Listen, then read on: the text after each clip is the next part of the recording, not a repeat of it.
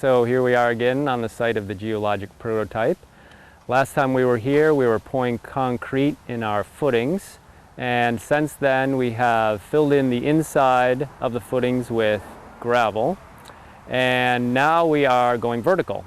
And to do that, we are using some locally sawn and harvested timbers, some white pine timbers that are going to form the timber frame for the building that will hold all the load-bearing structure.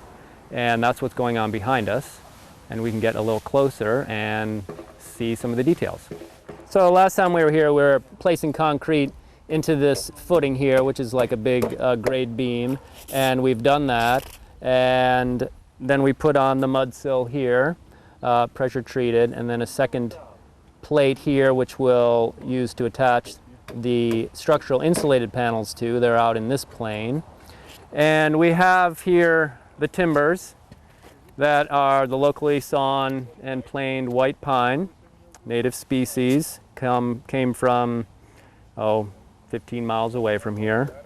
And it's a very simple timber frame. We're not doing traditional joinery. We're doing basically bolts and plates to hold it together, which saves time, but it still will look really nice, and it is the structure of the building. But we actually have a couple of different systems for walls happening here. We have the sawn timber frame, and we have some engineered lumber.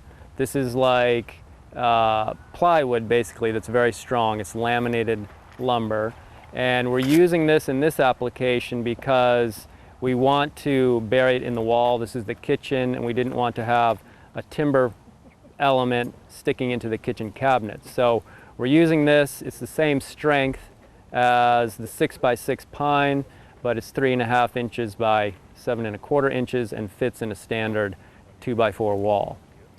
Now in the back here of the house, this is the entryway mudroom, and this will have a shed roof.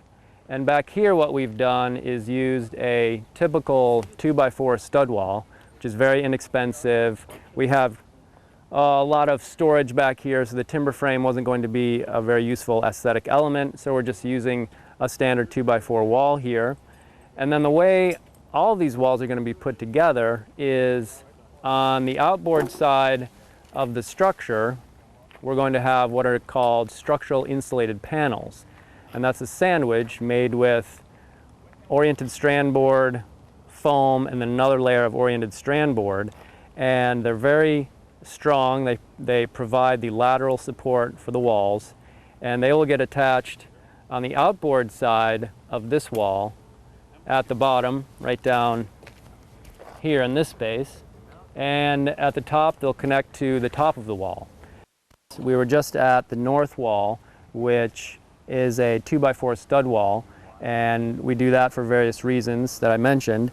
And in the rest of the house we have a system where we have the 6x6 post, and it is attached to a steel post base, which is anchored through the plastic into the footing, the concrete, and we've sealed that hole with caulk so that we're not putting any holes in this air barrier here.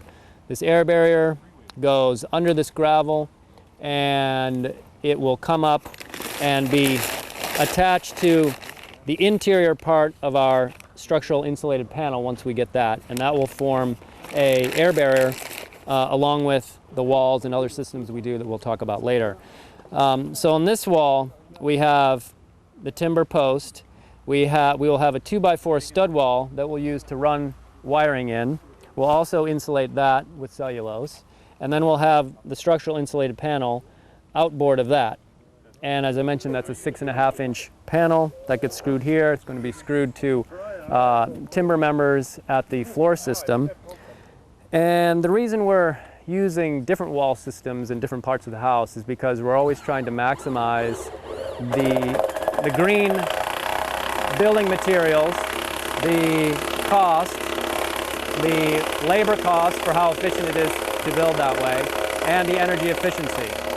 And there are lots of ways this can be done, and we can debate about the use of foam products. To us, for this system, the insulated panels give us the ability to put the structure together relatively quickly which saves on labor cost, and it gives a very high R value, which makes for a very efficient building. And we use the timber frame in this case partly for cost, because it's a fairly simple system to put together and it gives us our structure relatively quickly, but we also do it for aesthetics. If we wanted to build the absolutely cheapest wall, we would use a traditional stud wall frame. So we're not trying to use any one particular system exclusively. We're mixing and matching where it makes most sense to create the best overall product.